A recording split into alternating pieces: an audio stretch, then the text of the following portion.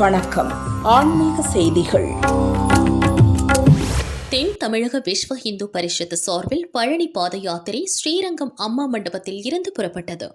திருச்சி வழிவிடு வேல்முருகன் கோவில், திருப்பரங்குன்றம், ஓட்டன்சத்திரம் வழியாக பழனி சென்றடைகிறது. செல்லும் வழியில் எங்கும் தர்ம யாத்திரையின் முக்கியத்துவத்தை மக்களுக்கு விழிப்புணர்வு ஏற்படுத்துவதற்கான ரதத்துடன் நிகழ்ச்சி ஏற்பாடு செய்யப்பட்டுள்ளது. இந்த பாத யாத்திரை மாநில அமைப்பு செயலாளர் பாலாஜி தலைமையில் நடக்கிறது.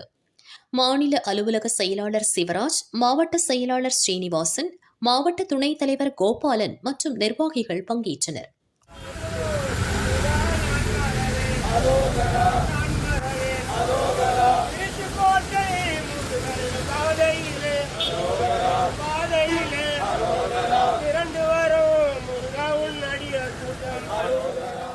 திருவள்ளூர் மாவட்டம் பொன்னேரி புளியந்தோப்பு பகுதியில் ஆனந்த விநாயகர் கோவில் உள்ளது.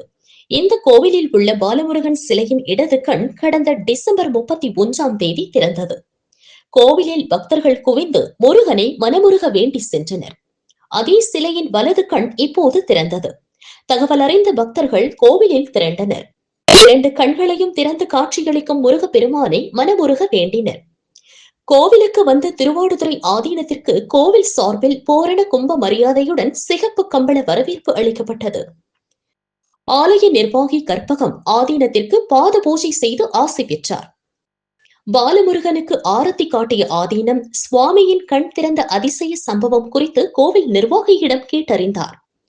உலக அதிசயம் ஏதோ ஒன்று நடக்கப் போவதற்கான அறிகுறியே இது என ஆதீனம் தெரிவித்தார். பக்தர்கள் நீண்ட வரிசையில் திருவாடுதுறை ஆதீனத்திடம் ஆசி பெற்றனர்.